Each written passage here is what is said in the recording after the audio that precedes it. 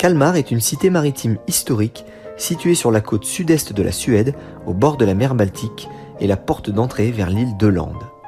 Le centre médiéval de Kalmar témoigne du passé de la ville lorsqu'elle était l'un des centres du pouvoir les plus importants de Suède. Les rues pavées de la vieille ville sont bordées de bâtiments bien conservés datant des 18e et 19e siècles.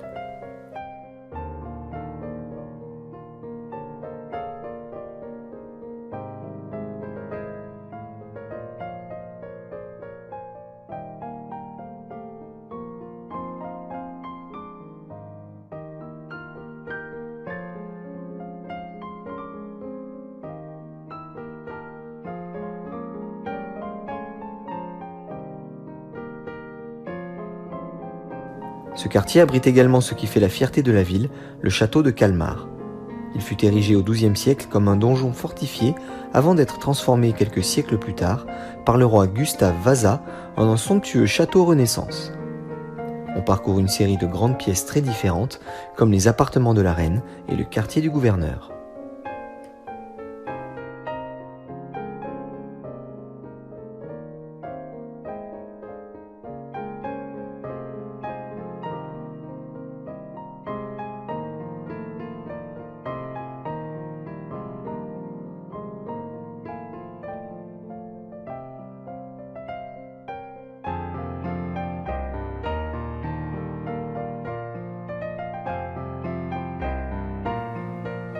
À découvrir au Kalmar Länsmuseum les vestiges provenant de l'épave du Kronan, navire amiral de la flotte suédoise.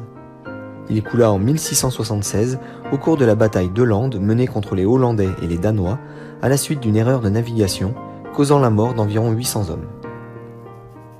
C'était le plus grand vaisseau de guerre jamais construit en Suède. Il mesurait 63 mètres de long sur 34 mètres de large et était armé de 120 canons. À partir de 1980, plusieurs campagnes de fouilles sous-marines permirent de remonter plus de 30 000 objets différents, canons, pièces d'or et d'argent, mousquets, instruments de musique, cloches de bord, pièces d'habillement, vaisselle, mobilier et squelettes. Il fallait près de 10 minutes pour recharger un canon. On ne tirait donc que 6 fois en 1 heure. Les boulets portaient entre 600 et 2000 mètres, il s'agissait donc de s'approcher au plus près pour être efficace. En valeur de métal, les canons représentaient la moitié de la valeur du navire, raison pour laquelle après un naufrage, si la profondeur le permettait, on essayait toujours de les récupérer. Ce travail était confié à des plongeurs sous cloche.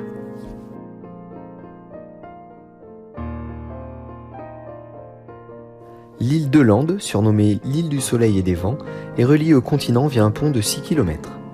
Large de 4 à 15 km, elle s'étire sur 137 km le long de la côte sud-est de la Suède, dont elle n'est distante, en son point le plus rapproché, que de 3,3 km. Ensoleillée une grande partie de l'année, elle est une destination de vacances privilégiée des Suédois qui viennent y profiter d'un climat plus clément qu'ailleurs dans le pays. L'île d'Öland est inscrite au patrimoine mondial de l'UNESCO et se caractérise aussi par ses nombreux moulins à vent, dont seuls 350 subsistent sur les 2000 qui tournaient au XIXe siècle. Le moulin à pivot qui tourne sur lui-même selon la direction du vent est le type de moulin le plus courant à Öland. Le château de Borgholm n'est aujourd'hui qu'une ruine de la forteresse qui a été construite pour la première fois dans la seconde moitié du XIIIe siècle et reconstruite à plusieurs reprises au cours des siècles suivants. Le château a été détruit dans un incendie le 14 octobre 1806.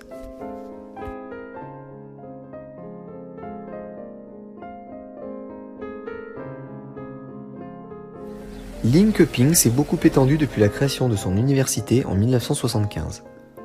Linköping est également une ville industrielle et le centre de l'industrie aéronautique suédoise grâce à l'usine aéronautique de la firme Saab. Avec sa flèche élancée et sa massive silhouette gothique tardive, la cathédrale de Linköping est un édifice religieux luthérien et l'un des monuments religieux les plus importants du pays. Le toit est recouvert de feuilles de cuivre dont la corrosion lui a donné sa couleur verte caractéristique.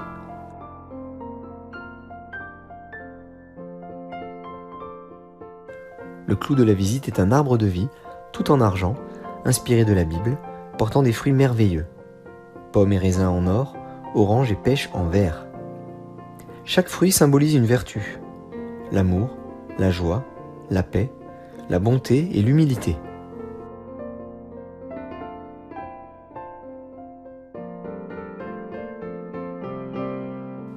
Le pittoresque musée en plein air Gamla Linköping à Linköping est un musée populaire et unique dont l'attraction principale est une petite ville suédoise fidèlement reconstruite du 19e siècle. Lorsque la ville de Linköping s'est développée et s'est modernisée à partir des années 1940, de nombreux bâtiments historiques de la zone urbaine ont menacé d'être démolis. Afin de préserver les anciens bâtiments historiques pour la postérité, ils ont été transférés sur un site à l'ouest du centre-ville nommé Gamla Linköping. C'est ainsi qu'est née une petite ville romantique du 19e siècle, fidèle aux détails. L'image globale qu'offre Gamla Linköping est harmonieuse jusque dans les moindres détails. Petite ville située sur la rive orientale du lac Vättern, Vadstena est connue pour son château, son abbaye, ses églises et ses maisons à l'architecture datant du Moyen-Âge. Les bâtiments du centre-ville datent principalement des XVIe, XVIIe et XVIIIe siècles. La vieille ville est bien conservée et les rues n'ont pas beaucoup changé au cours des siècles. L'hôtel de ville est le plus ancien de Suède, datant du début du XVe siècle.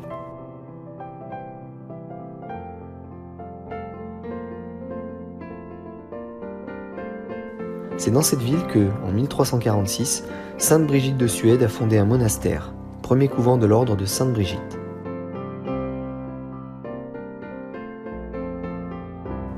Le château de Vadstena fut construit par le roi Gustav Vasa au XVIe siècle en tant que forteresse pour protéger Stockholm des agressions. C'est l'un des châteaux les mieux conservés de Suède. Depuis 1899, le château est le siège des archives provinciales et les visiteurs d'aujourd'hui peuvent aussi visiter le musée du château avec son mobilier, ses peintures et portraits du XVIe et XVIIe siècle.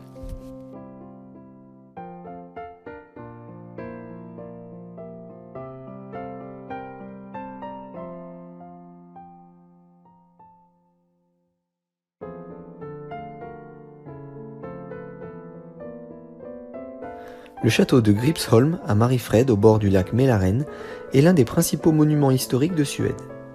Témoin de 4 siècles d'histoire, le château, qui date de la dynastie Vasa, abrite les plus beaux exemples de chambres royales de l'époque et l'un des théâtres du XVIIIe siècle les mieux préservés d'Europe.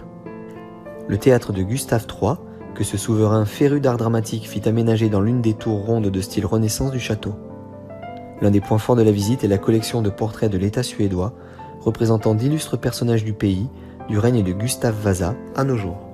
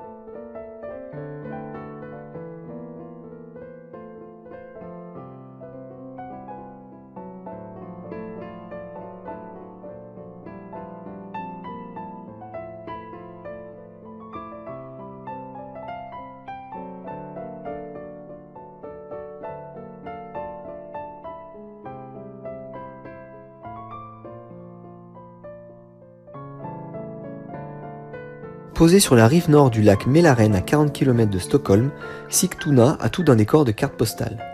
Cette ravissante petite ville d'une dizaine de milliers d'habitants offre une escapade pittoresque aux visiteurs désireux de faire un saut dans le passé.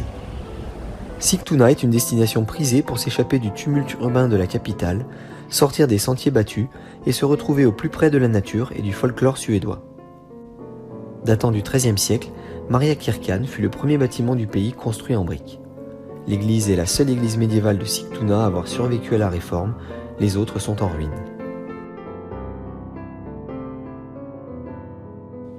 Cette petite maisonnette datant de 1734 reste à ce jour la plus petite mairie de Suède.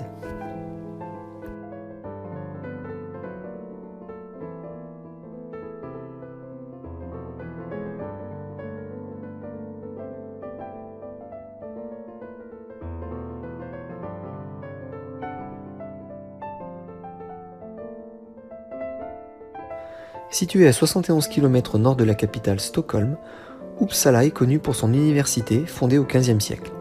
Parmi les nombreux érudits associés à la ville figure Anders Celsius, inventeur de l'échelle de température centigrade qui porte désormais son nom, et le botaniste Carl Linnaeus, le père de la taxonomie.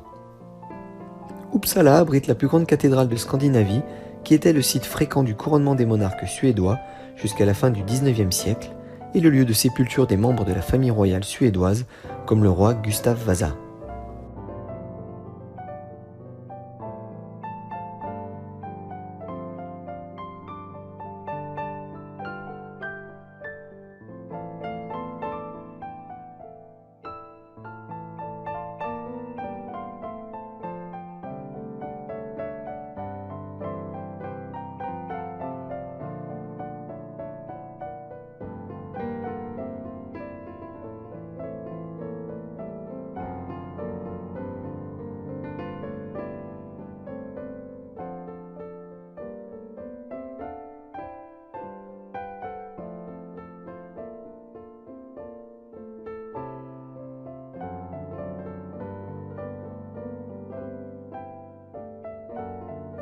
Le château d'Uppsala, construit par le roi Gustav Vasa, a été l'une des résidences royales des monarques suédois et a été agrandi plusieurs fois au cours de son histoire.